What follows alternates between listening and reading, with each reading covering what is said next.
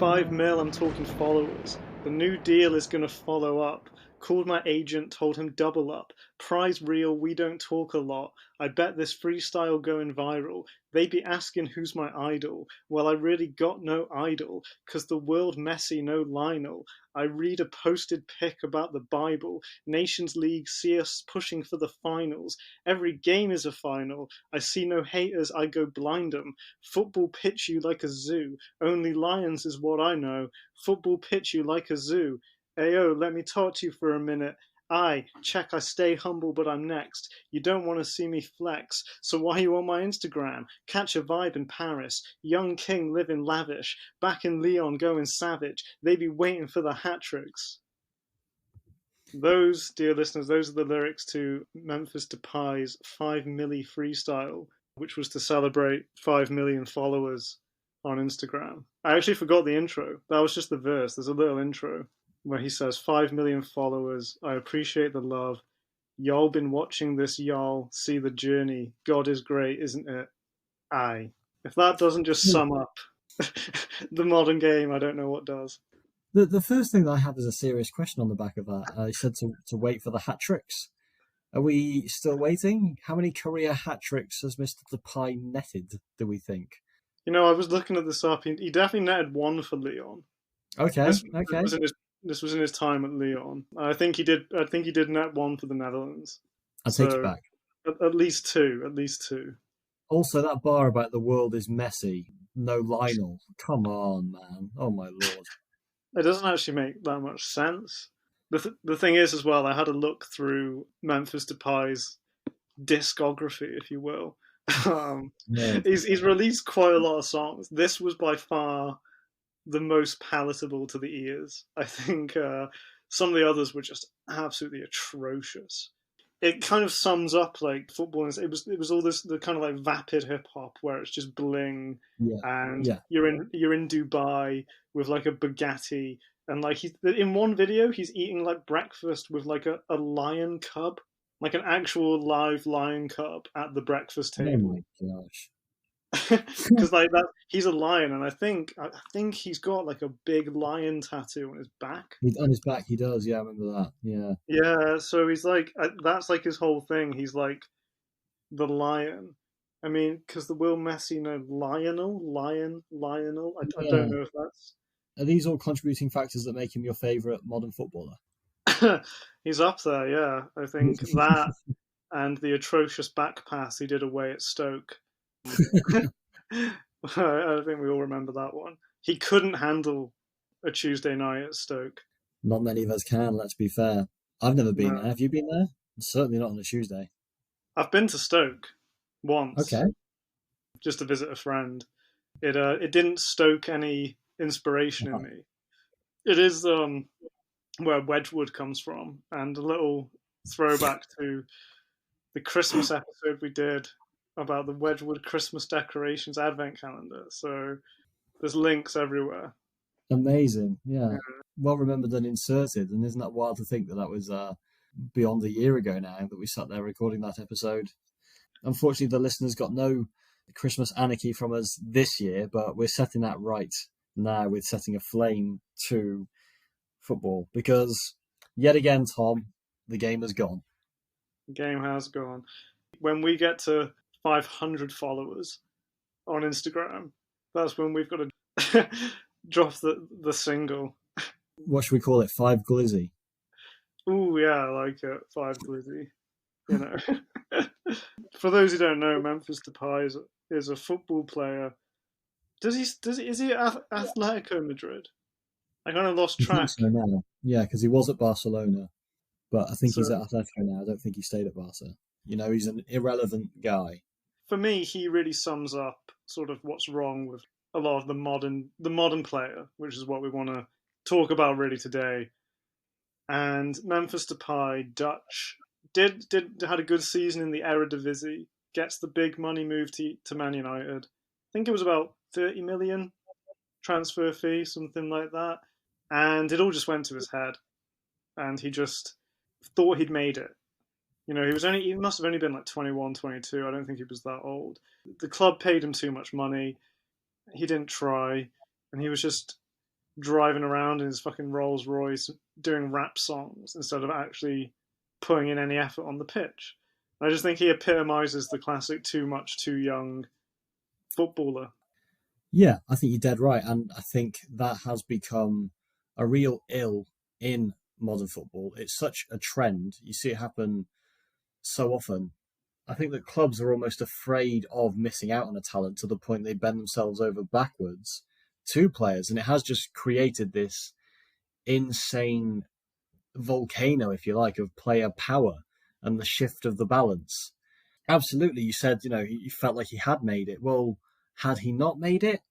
Because, everyone in his corner would be saying, well, that's the contract, that you're set for life now. It doesn't really even matter. Even if you don't perform well or fulfill the contract, that money is owed to you. You're going to make more off that than like maybe your entire family's ever seen. And I think the problem there, the danger is that that's what becomes the focus, is the financial aspect becomes the be all and the end all. It seems almost when you're watching and discussing these players and particular players that have kind of faded into obscurity or aren't really making an effort on the pitch, like they've lost their hunger or desire, or they don't really care anymore. They probably don't. They're probably just thinking, well, because at that age, particularly, young players, and you're getting the kind of bumper contract of just, insane amounts of money. Where then is the incentive to keep playing? And it's backwards, isn't it? And many people would say, someone with correct morals would wish to honour the value the club has seen in them and repay that on the field. Yeah, morals are very bendable these days. They fold like notes do. And I think instead, quite often, you do just see it. Players, they're living good, they're coasting. Yeah, they're able to fund a beginning rap career as well.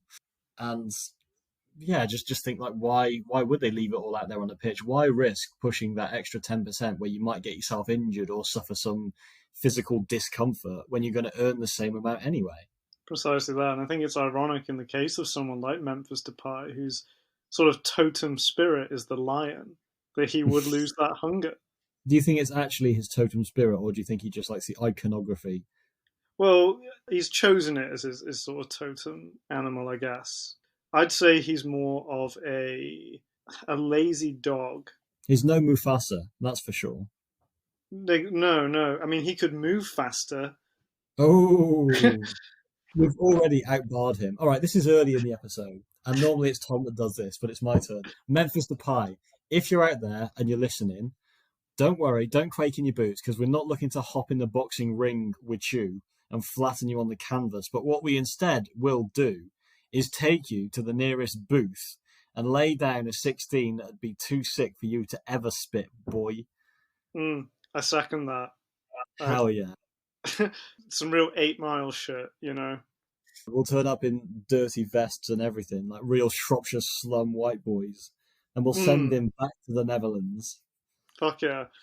Because he's never landing a bar on us, boy. Ooh. Yo, you and me, we're going to go Dutch on these bars. We're going to go double Dutch then.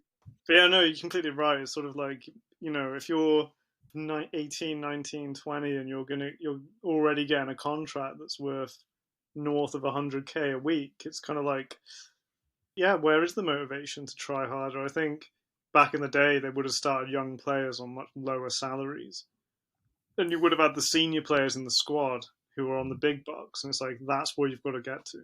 Yeah, the notion of like really earning the contract has been taken away, but I think clubs are so afraid to miss out on the next big thing.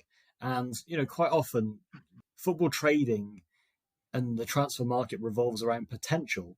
In a way, we're all guilty of the football manager mentality a little bit, where, you scout some obscure players in lands foreign to where the club plays. So in the British hemisphere, quite typically scouts in South America, for example, or like maybe even the Middle East. I don't know, players where you might think other clubs won't have that reach. And on, Football Manager, it's a case of you can see that they're guaranteed to reach like a certain, their potential is like 5-star, and the ability that you can actually track they're going to do that. Of course, real life is no video game. Many variables and nuances that that could inflict a career. Sometimes scouts are just wrong as well. I don't know, but clubs believe and buy in, and there's players. I mean, yeah, sort of late teenage years, really, where all of a sudden they've been worth conservatively, let's say, tens of millions of pounds. And of course, as the player, how can you be involved in a deal like that but expected to go on peanuts as a wage? Absolutely not. These might even be players before they've even got an agent, but because of the size of a deal, an agent is necessary to help them facilitate that, or so they're told, and so the family believe. And then, yeah, all of a sudden, 18, 19 years old, you're earning the kind of money that it's just ridiculous, really. So I think the problem is then a precedent was set, and it's because players know that clubs are going to spend so much money. Why would they accept what would be like a fairly normal deal when they know that the other club, it's just a bidding war, really, isn't it? And I think, again, one thing I take away from looking at football in this lens just reaffirms my beliefs and values that the modern game is little more than a business that happens to take place on a football pitch. It's a bit like Monopoly, really, the way that they do buy players and then trying to sell them. But quite often, that will happen where a club sees the player young. They think, yeah, this guy's going to be the next who insert great name here. They go all out, spend millions on the player, but also paying the player, and it just doesn't work out. The player just comes to nothing. Sure, occasionally we do see it happen, as it should do, where the player they've invested in, I think like someone like Alejandro Garnacho now, young player who's been in the first team a little while now, but he's still a very young player, isn't he, to have the profile that he does have. What's to say now that he's ever even going to improve as a player? Because he's one that people have this idea he's got great potential. He could go on to do amazing things. And you see flashes, don't you? You see some of the goals that he scored, really breathtaking moments.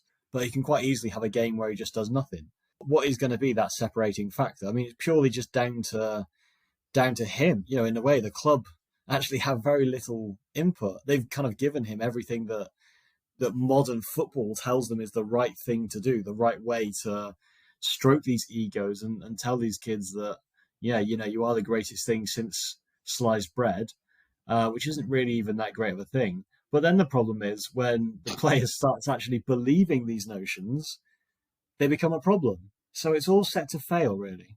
For me, a sort of transfer in career that kind of epitomizes this, and one that still I get sad about, is Martial.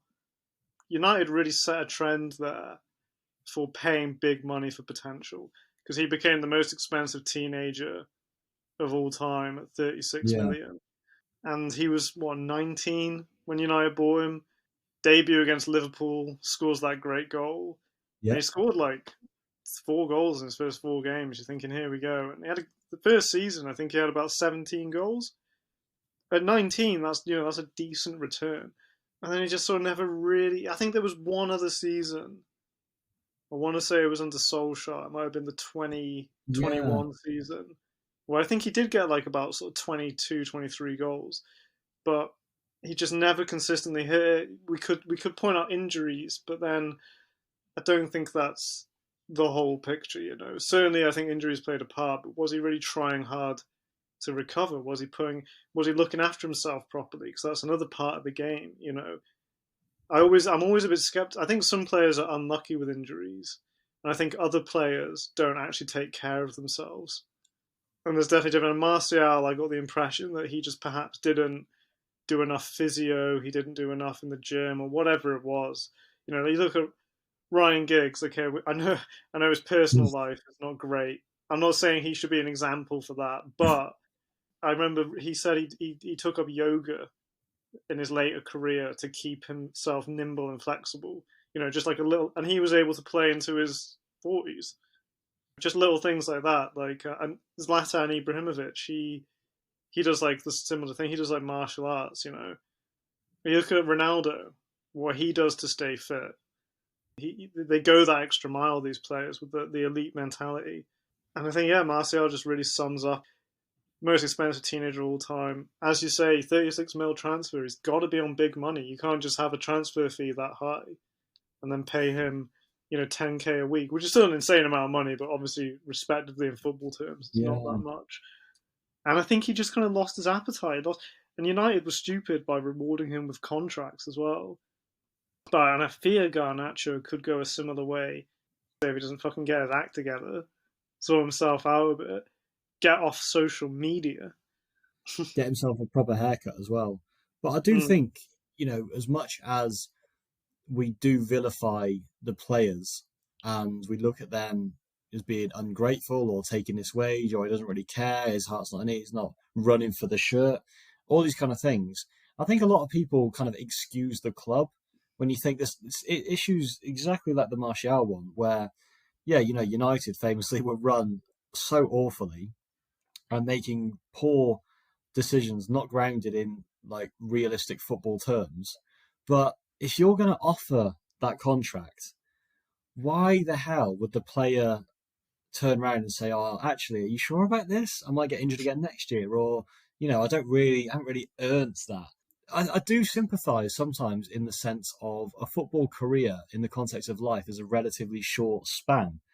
And it doesn't justify the wages at all. The wages come obviously because football is such an insane business and the clubs make just ungodly amounts of money.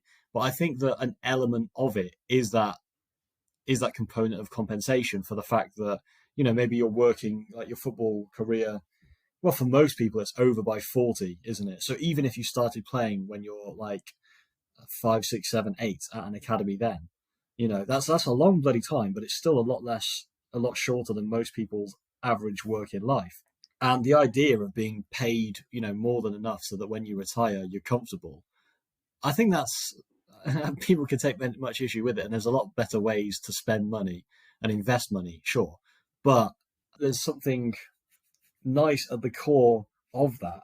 But it's just become so open to abuse. And like the Memphis Depay thing, the thing about that, the fact that of whichever clubs he's been at, I don't know if I go as far to say encouraged it, but he's a full-time professional working for you as a club, and then you're happy for these other interests to be explored. And we do see this as a point of contention with other people and players. But the notion for me of how normalized a football player having or associating with a brand is, it's just weird. Why do they feel they need a brand at all? You can't tell me they've done that to earn more money, because they're already earning more money than like most brands do on their own. So yeah, like with Memphis Depay, and often it just invites ridicule, doesn't it? How many people out there? But I mean, again, 5 million followers. So clearly, some people must have thought, yeah, actually, why do I like Memphis Depay as a footballer? Well, I like him because he runs up and down the left wing or the right wing, and then he gets home and drops a freestyle. It's just tosh, though, isn't it? Marcus Rashford has a link to both of these players thus far. Of course, with Anthony Martial, they were a little bit like Steven Tyler and Joe Perry, the toxic twins of Aerosmith, as they would call them back in the day. That on a good day, Rashford and Martial would buzz off each other and they'd play some incredible football. On a bad day, those are two very sullen looking chaps holding the line for you, not wanting to press anyone, playing without a smile on their face, almost like they're in their emo phase for so long when wearing United shirts. But speaking about extracurricular and the notion of brand, Marcus Rashford kind of really stood himself out for them from the crowd a couple of years ago. Marcus went on the warpath about campaigning for free school meals for underprivileged kids growing up in the UK, and famously got a U-turn decision and kind of toppled Boris Johnson on that front. And he then launched a bit of an altruistic career where he would do a lot of social good in his spare time and voluntary work. It's interesting just to see that kind of humility or desire within a footballer who so often we just see as robotic and only materialistic. Yeah, that was a cause close to his heart, because he'd been that kid. He'd been the young boy without a free dinner at school, just thinking, starving. That was another thing he brought out, wasn't it? He produced with Tom Kerridge, a cookbook that was just like really, really simple meals that anyone in a house can make. Just some basic education for families to eat a bit better, look after themselves. But Marcus Rashford, as we sit today, is very topical because quite recently he's come out and said that he basically wants to leave Man United. And he is the latest and probably biggest example of this issue that we're discussing. But the fact being that him and this tale epitomise the problem more than most, I think, because yeah, okay, sure, someone like Anthony Martial, a French boy who probably had no affinity for United before coming here. Whereas Marcus Rashford, when they say he's a local boy, the guy grew up to play for his local team. Marcus is the walking definition of that.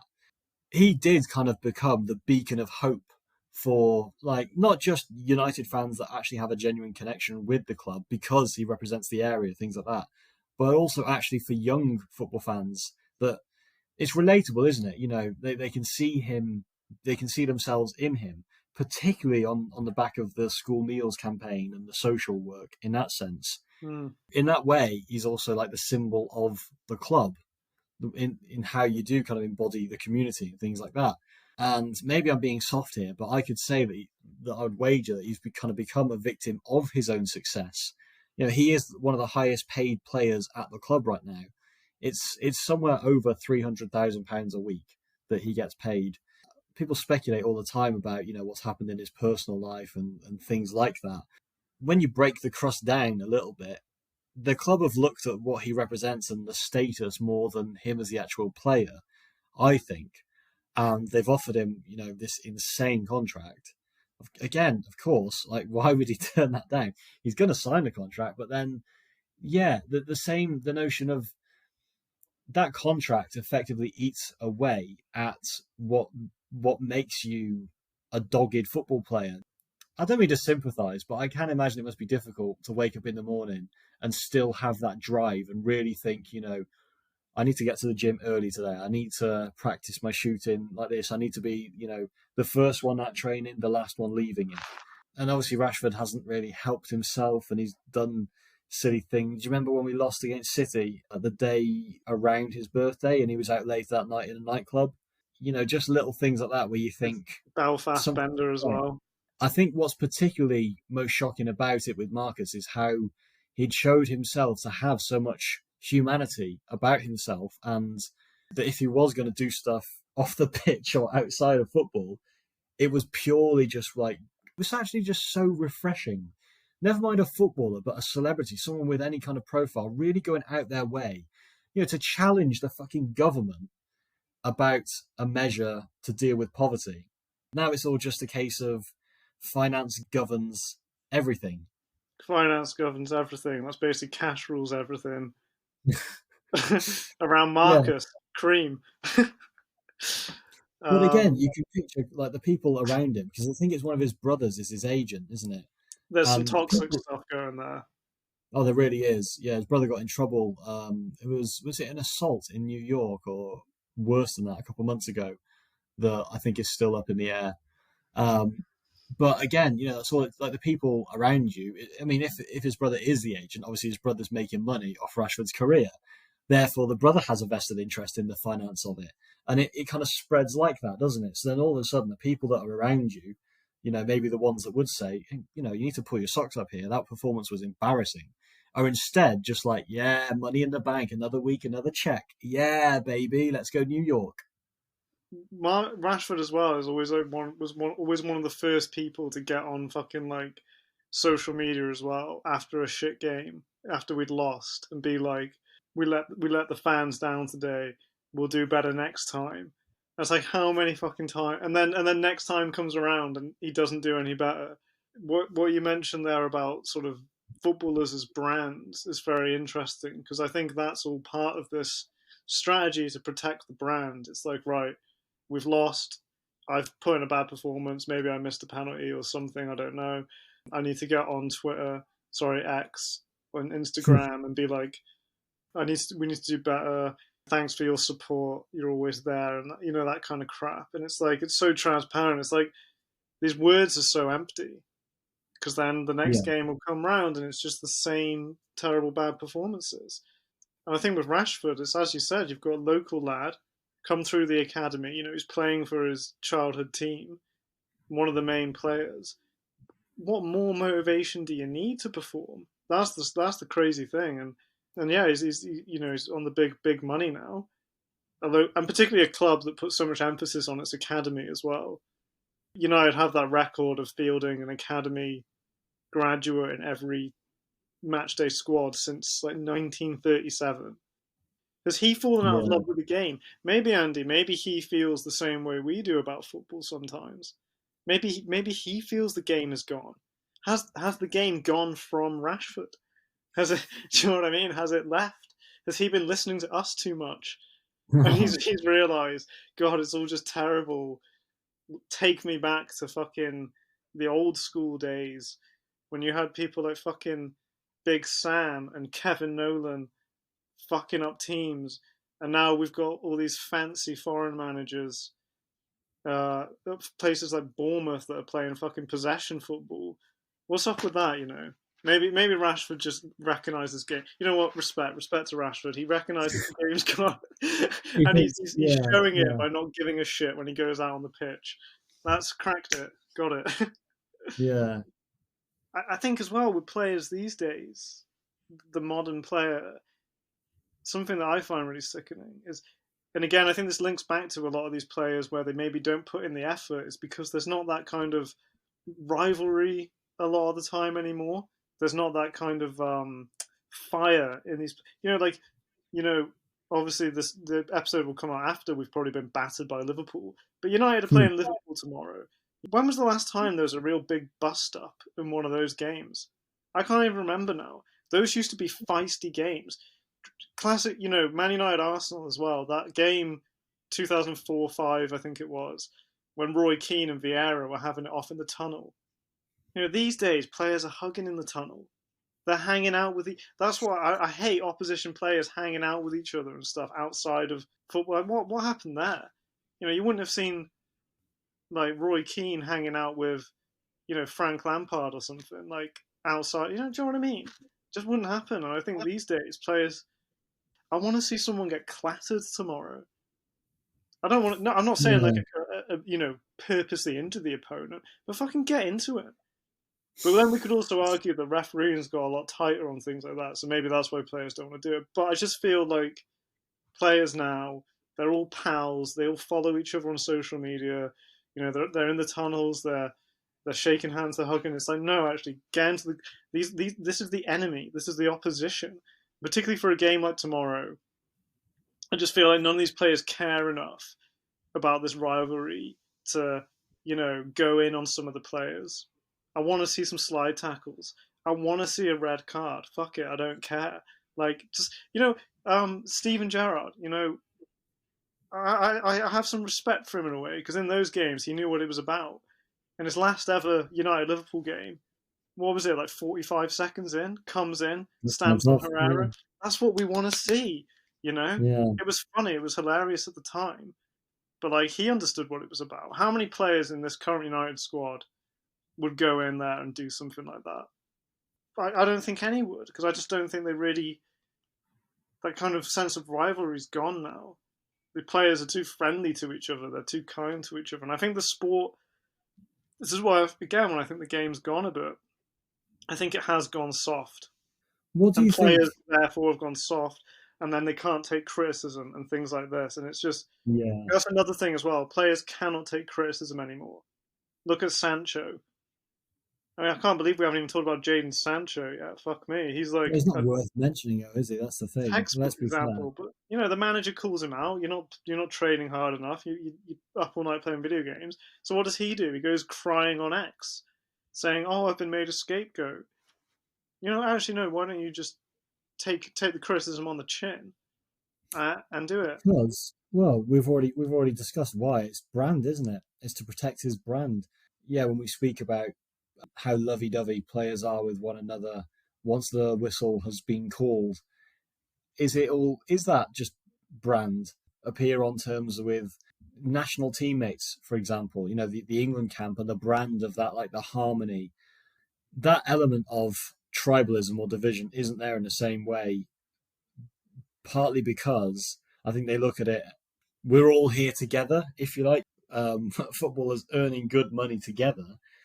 The badge and the shirt loses its value to a player because to them it doesn't matter who the employee is, it matters the numbers on the check. has it sort of become less of a team sport and more of a, about, it does feel these days like football is a lot more about individuals, and they all have like say, their own branding. And another thing is that celebrations as well. Like Yeah. footballers, they all have their trademark celebration. And I'm going to say it now. I think the lamest one of all is Harry Kane's. Oh I God. like I like Harry Kane. I think actually fair play to the man for sticking it out with Tottenham for so long. There was a good bit of loyalty. And he cared about the club and gave it his all. Went to Bayern and then didn't win shit, which was absolutely hilarious. But his celebration's so lame. It's just like, what Do even you is know? that? It's nothing on the Yeah. J Lings. Say what you want No. about Jesse Lingard, but the J Well, his Lings celebration. Yeah. celebration was dope. It was more than a celebration, it wasn't. It was a brand, and it was a famous example of why footballers shouldn't have brands because that shit backfired big time. I remember when Phil Jones he posted on a picture of to commemorate the Munich air disaster, and in the bottom corner it had his logo, his PJ4, Oh my and god. people called him out for that. They were like, "Mate, it's a bit distasteful to put your own logo on like a picture that is like commemorating like the Munich air disaster." I was just like, for fuck. And it's like, and again, it's Phil Jones. Like, come on, like certain Yeah. players really shouldn't have brands. Most people in their working careers, they're not two professions at the same time. There's a fucking reason. You do the one thing, you do it well. The thing is that annoys me as well, though, is the context. As we said, these football careers, most of these players, if they wanted to, they could retire like mid-30s and they could fund their afterlife perfectly. They could go into whatever the other interest. They could go into modelling on Vogue. They could go the Jermaine Genius path, presenting, get on TV, worm your way into media that way.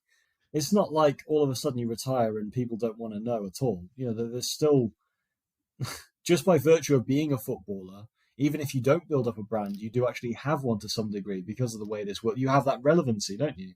If I was a footballer, I'd be like, right, I'd try and play for as long as I could before it gets like kind of embarrassing. If I'm of a decent level, I'd get that final move to like MLS or the A League.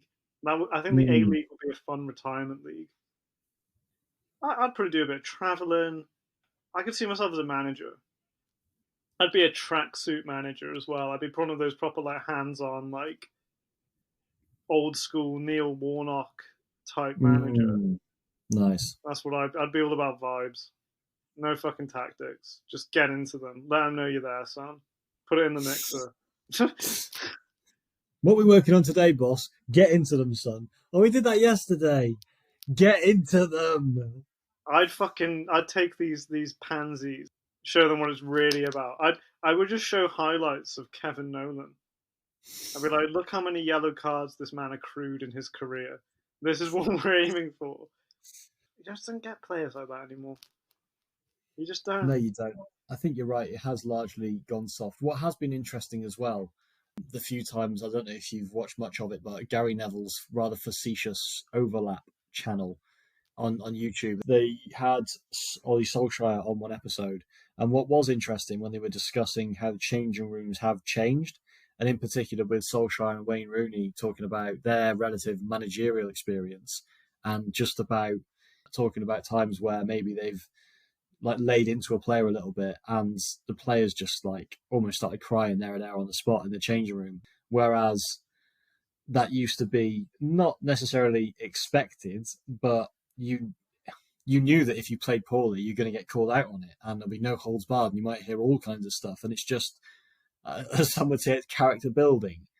It does contribute to that necessary accountability, really, to ensure that you yourself, but also ensure that like your teammates, whoever, are actually performing on the pitch. And I think, how can you hold a player to account if the club are undermining you by giving them stupid money on a contract, and then you can't raise your tone because they as a person can't actually take that. I think in like a normal workplace environment, I would not condone creating a toxic atmosphere where you shout and swear at people to get the best out of them. But Football's a different thing, particularly an elite sports in general. You're getting paid hundreds. If I got paid hundreds of thousands of pounds a week, I think I could handle someone screaming at me every now and then. I would put up with that, to be honest. What I earn right now, I'm not going to put up with that. No. But you look at who Solskjaer would have been in the changing room with, and now I look at some of the players in this team, and yeah, you're right. And again, what we said about Sancho, he gets criticised by the manager, and he just goes crying to social media. Interestingly, I don't know if you watched the Last Dance documentary about Michael Jordan. I don't really care much for basketball, but I watched it, and it was actually very interesting. Michael Jordan's teammates absolutely hated him because he was so demanding. He was so like, Okay. every mistake he picked up on them. He was just sort of really horribly. He was just like calling them out, swearing, being really aggressive. But that's because he had this elite winning. He just wanted to win everything, and he did. He did the three-peat twice, with the Chicago Bulls, and he's like probably the biggest name in basketball history. You'd say Michael Jordan. I think so. I mean, Yeah. particularly after Space Jam, that was really his sort of Yeah. the zenith of his career. But like, I think in elite sports, there does have to be this kind of, you've got to be able to take a bit of flack. You've got to be able to have someone shouting at you, calling you out. I know there's an anecdote of Stratus Ferguson, famous for the hairdryer treatment, and there was an instance where he made a very young Ronaldo cry. Yeah. I think it was in his first or second season, and what he was like in his younger days. He used to do too many step overs, a bit flashy, and I think Fergie got pissed off at him, made Ronaldo cry in front of the squad, but Ronaldo didn't go. He didn't have social media at the time to go whinging to. He just he took that on the chin. You think I'm not going to let him give me that again? I'll show him. Exactly, and that's the problem. Yeah. He has that mentality of like, right, I'll show you what I am capable of. I'll prove you wrong. Players now, do they have that? Do they have that kind of, I'm gonna fuck you, I'm gonna prove you wrong kind of thing? And I don't think. I think the biggest problems in football are at the top level, and obviously United aren't performing at the top level, but they are still the biggest club or team in the world in that sense. So I think it's just very magnified, and I just find it an interesting case study. The point of Ronaldo, I mean, he exposed that is exactly not the case with modern footballers. That was, when he left in very unsavory circumstances, and part of that was kind of brand and protection, wasn't it? But part of it, he was literally saying, like, he cut a very frustrated figure, and he got a level of expectation and kind of sporting demands that the rest of the Man United squad, obviously in his second stint with United, they just weren't doing. And that was very telling, wasn't it, really? That, sure, a bit past his best, but this guy who has that mentality and he's brought it in there and he's trying to encourage these players, but instead all he's getting from them, you can almost imagine it, him being like, well, who else is staying behind, extra training, whatever, and them kind of laughing at him like, yeah, sure, see you on FIFA, bro. Was it Rooney? Rooney's had some good, again, elite player, Wayne Rooney, not an elite manager. I can safely say Brilliant. that. But he's had a few anecdotes, one of which was Pogba and Lingard dancing in the Yeah, changing room after a defeat. yeah. Another one of his that I absolutely, just to circle back to Memphis Depay. Memphis Depay had, like, I think it was after that Stoke game, and he got relegated to the reserves, and Rooney was captain, and he just pulled Memphis aside and said, when you go to the reserves game, just don't do anything flashy or stupid, just turn up, give it your all, and get back into the first team. And he turned up to this reserve game in a Rolls Royce and a cowboy hat. And I think Rooney said something like, after that, I just thought, what's the point? That These sums it players, up. he literally broke Rooney. He was like, right, well, I'm clearly not getting through to him.